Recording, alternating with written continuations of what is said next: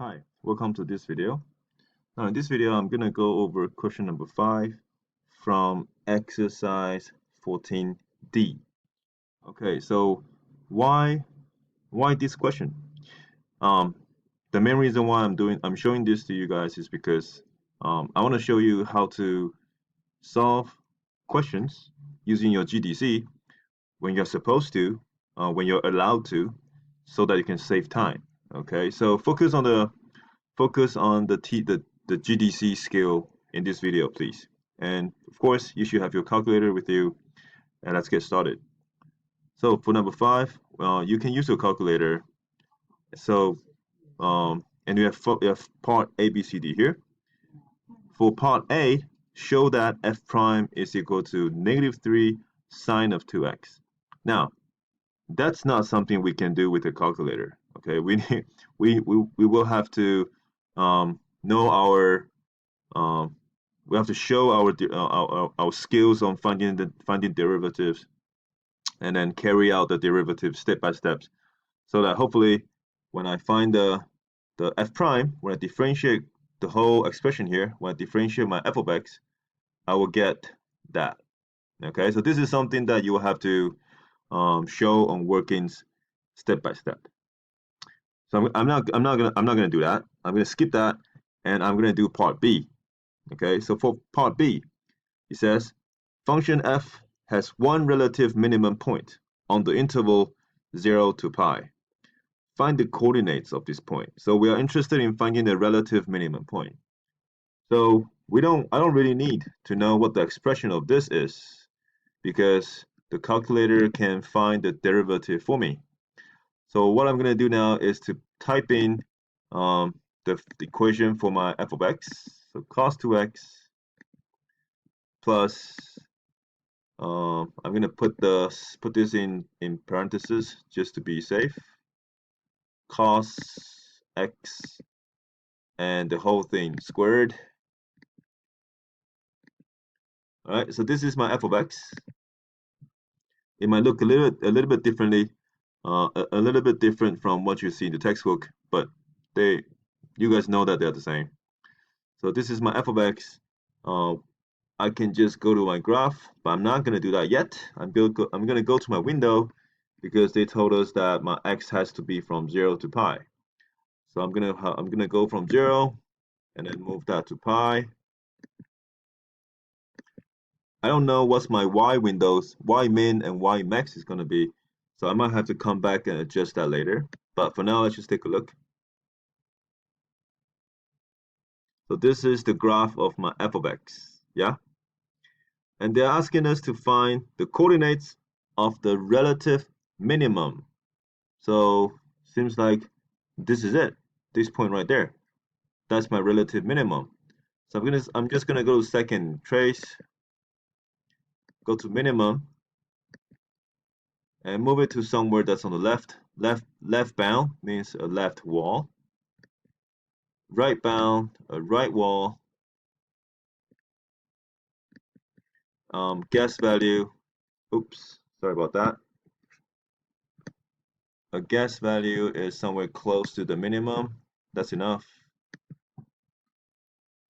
So my minimum is when my x is about 1.57.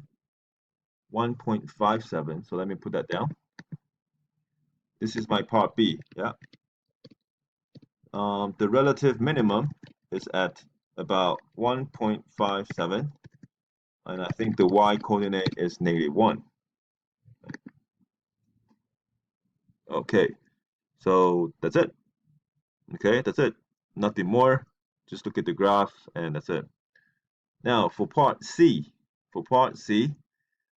f double prime. So again, because in part A, you found the expression of we already gave us the expression of for f prime. We can use this expression to find the f double prime, and then they want us to find the inflection points. Okay, the point of inflection again in this interval. So I'm not going to show you guys how to do C. For C, you have to do it on the paper. You have to do it out, solve it algebraically. algebraically on paper with steps shown. Okay, but for part D, that's what I'm going to show you guys. Okay, so let's do it. All right. So for part D, the point of inflection, I will need to know my second derivative. Right? I will need to know my second derivative. But I don't have the expression. So what am I going to do? I'm just going to ask the calculator to find it for me. Okay, so let's move on to y2. If I can use a calculator to find the derivative for me. So I'm going to differentiate y1. So go to bars, y bars, function y1, and for all values of x. So y2 is now my first derivative, my f prime. But right now, I don't want f prime.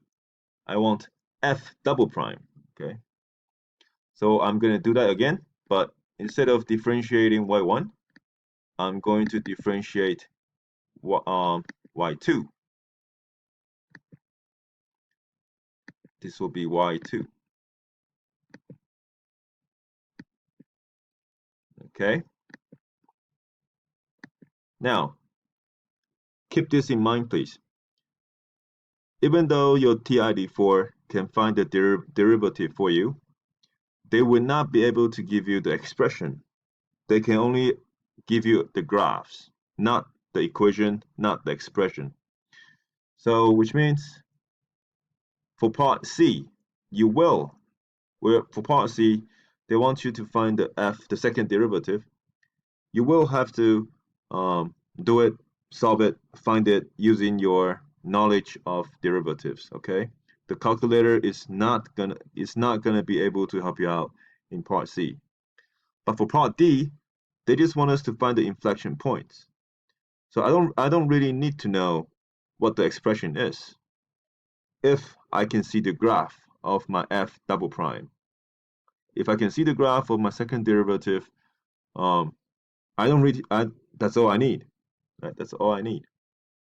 So now I'm going to turn on my y3 because my y3 is my second derivative. So I will disable y1, disable y2, only y3 is highlighted, and I'm gonna go to graph. So keep in mind of the domain, it is from 0 to pi. So if you go to window, I have 0 to pi, and now this should be good. Now, the calculator will automatically graph the second derivative for me. For now, we just wait. We just wait for the graph. But where are we going to be looking at? If what I want to find is the inflection point. For the inflection point, what is your second derivative going to be equal to? For inflection point, your second derivative has to be 0.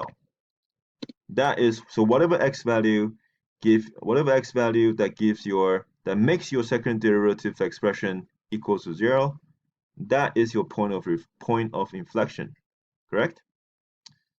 We talk about this when we first learn about calculus, so please keep those in mind, remember them.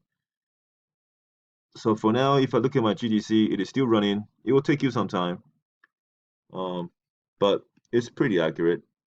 It's very dependable. So now it seems like I have a point of inflection over here and another point of inflection over there. And now all I have to do is go to second trace, go to 0, and find the first one. So move it to the left.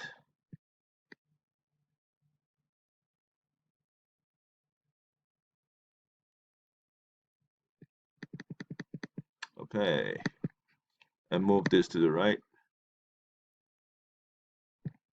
That's good enough. A guess value somewhere close. The calculator is running. It might take some time, but my 0 is right there, when my x is 0.785. So my point of inflection, number 1, is when my x is equal to 0.785. Alright, and I'm going to leave myself some space because they're asking us to find the coordinates. I don't know what the y is. I'll have to find the y later. I have a point of inflection, second one on the right, on the right hand side. That would be somewhere else. So let's continue. Let's continue. So second trace, and then go to 0.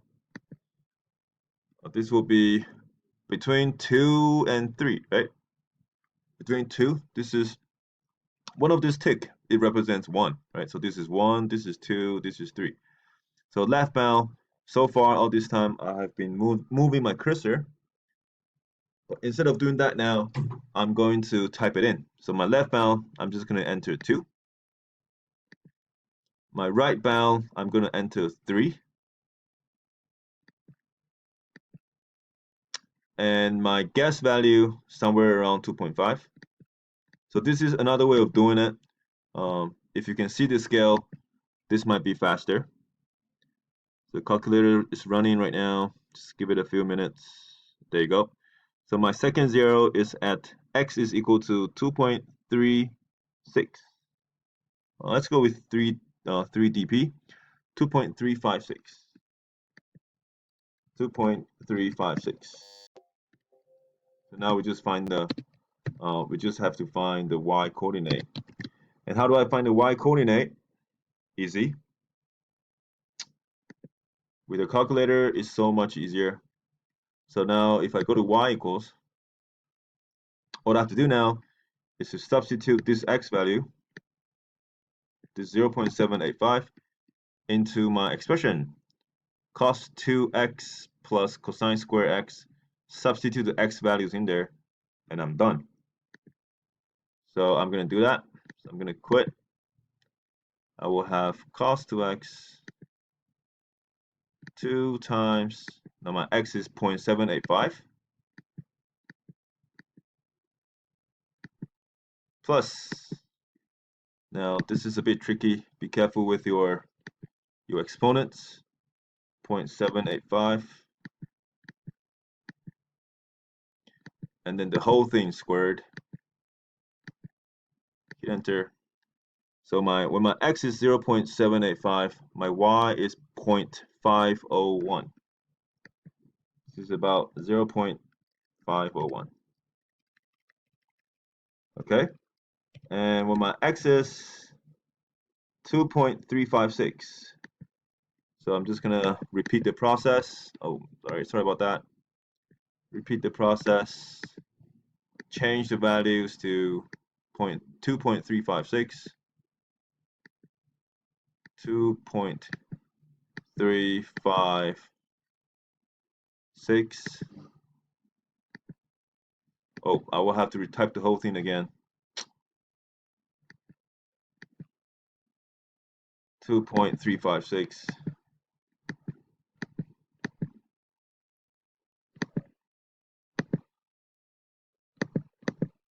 Okay. And my y value is 0.499. This is 0.499. 0.499. Okay, so those are the coordinates of my points of inflection. I did not really have to find the expression with the TI-84. It's very useful. Yeah, this number 8 over here, n derive, that gives us the graph, and the calculator can give us the graph, not the expression though. To find the expression, you'll have to count on yourself. Okay, hope you guys find this video helpful. I'll see you in the next one. Bye bye.